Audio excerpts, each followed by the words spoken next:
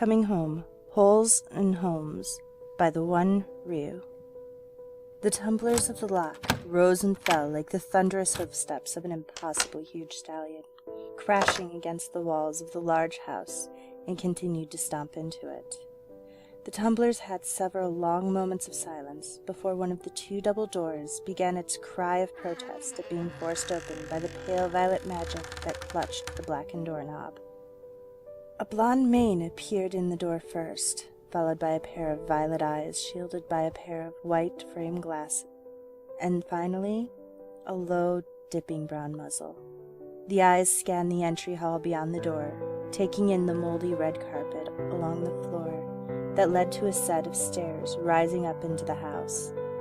On either side of the hall, large arches yawned open to dark rooms beyond, and the walls were dotted with cracked and skewed picture frames.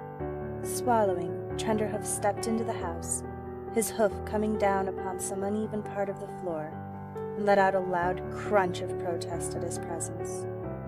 Trenderhoof gasped in shock and jumped back out of the house, nearly running down the porch steps and back down the lone path that led away from the isolated estate.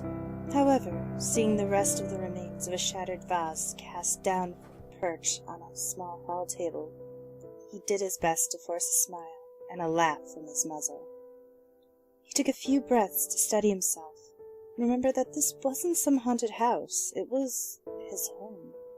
It had been abandoned all these years, and after what happened to his parents, he hadn't wanted anything to do with this place when he was a young stallion. He had wanted nothing more than to go as far away from this place as he could. So then, why did he return?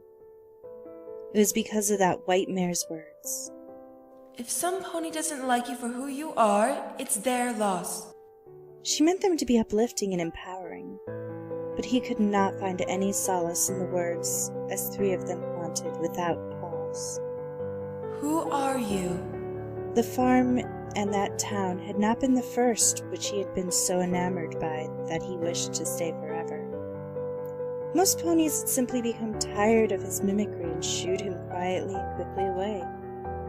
No other had shown his such understanding, nor tried to give him such reassuring parting words. Trenderhoof's horn glowed with magic. The pieces of the broken vase swept away from the entrance, and Trenderhoof stepped into his old home once again, keeping his horn aglow, illuminating the dark interior. As Trenderhoof slowly made his way down the entryway, looking at each frame as he passed them, layers of grime formed from years of hot, dusty summers and frosty winters covered the glass of each picture, allowing only the shadowy silhouette of the ponies in the pictures to be seen. There were two exceptions to this: a large painting next to the right archway, and a picture whose shattered glass littered the floor beneath it, next to the left archway. He approached the picture on the left first. It showed a group of smiling ponies in royal guard armor. An inverted U-shaped indentation in the picture cut through the ponies on either side of a unicorn stallion with a brown coat. Below the picture was a golden rectangular plate inscribed with the solid letters, "No matter how tragic, their sacrifice will never be forgotten." The sound of sobbing and sniffling erupted from the room next to the picture, causing Trenderhoof to jump with fright. Instead of running, he stepped into the archway and shined the light from his horn into the room, his eyes frantically darting around in search. The large, molding sofa, long, cold hearth, and various other pictures lay quiet, dust thickly covering their top halves. Trenderhoof slowly stepped around the room, searching for the source of the noise.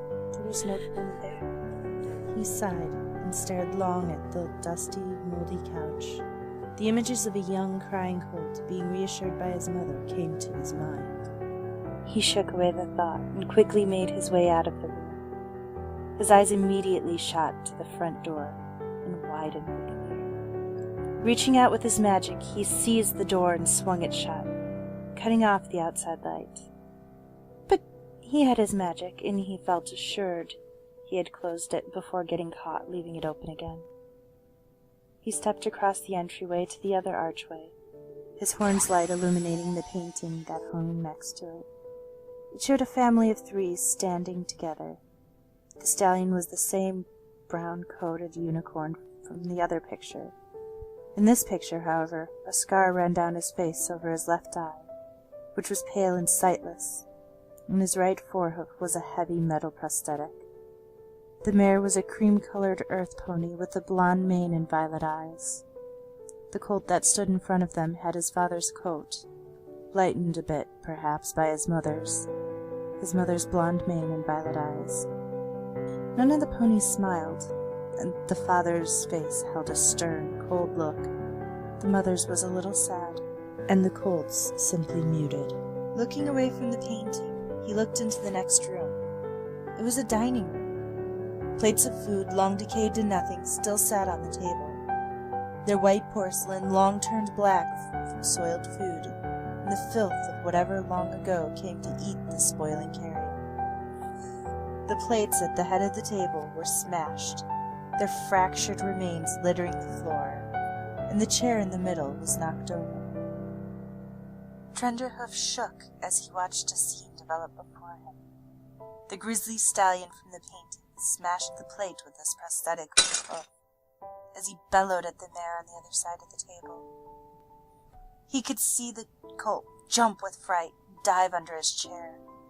This only served to draw the stallion's anger to him, and he seized the chair with his magic, tossed it off, and started towards him, the stallion's heavy forehoof thumping distinctly with each step.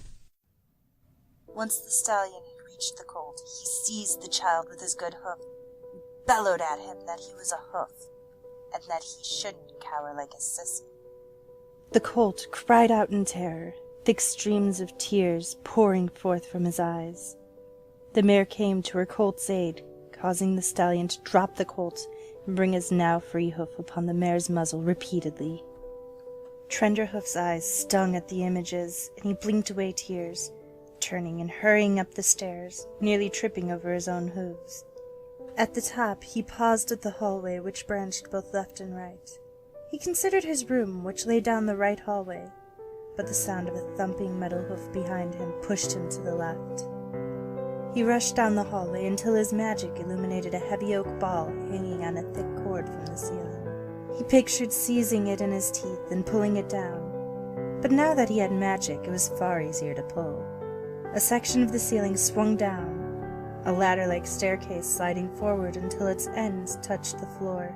Trenderhoof rushed up the makeshift stairs, the sound of thumping growing closer. Once to the top, he did something he couldn't have as a colt, and pulled the stairs back up, hiding his escape. The attic was stacked with crates filled with all manner of heirlooms, clothing and other assorted items of long-dead members of the Hoof family. There had been no need to sell them, so they were instead left to be forgotten in this place. Trenderhoof didn't pause to consider the value of his family treasures. The thumping of the heavy hoof was still growing closer. Frantic eyes searched the dark room as his hoofs carried him deeper into the dusty confines. A slight, relieved smile graced his lips as he saw the small door that was flush with the wall. He made his way to it, fumbling with the handle a little before pulling it open. He wasn't sure he could fit in the confined space anymore, but even as a stallion he had a thin frame, and he hunched and squeezed, folding in on himself, until at last he fit within the tight confines of the cubbyhole, and could shut the door with a reassuring click.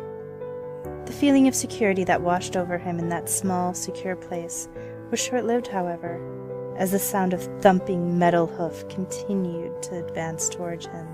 You think I don't know about your little sissy hiding place, Trender? The stallion's voice shouted across the attic.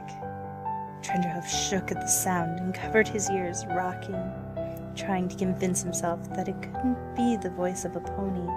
Your mother's not going to call you anymore. I'll show you what it takes to be a real stallion, no matter what it takes. His father hissed just outside the door.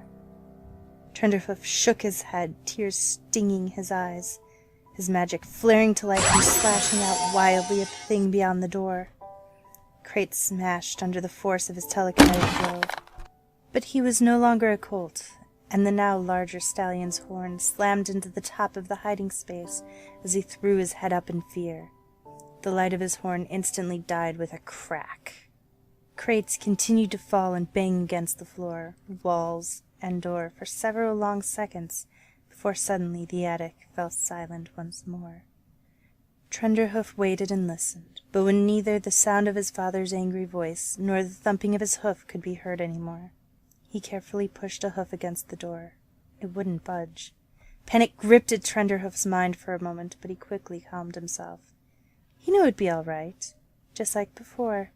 Ponies would come and find him soon when they got curious about the sudden absence of his parents in their unusually quiet empty house. They would pull him from the cubbyhole and take him away. He wouldn't get to see his mom ever again, but he wouldn't have to be afraid of his dad anymore either.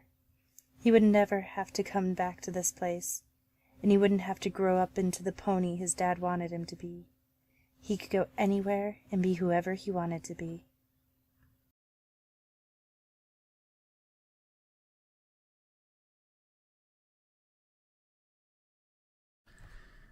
Well, that was Holes and Homes by The1Ryu.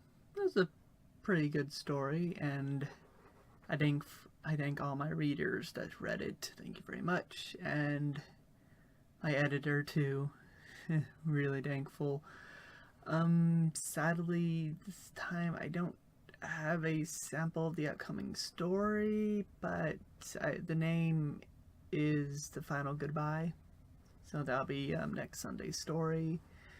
So yeah, sadly that's all I have to say for this end thing. So sorry, and see you next week.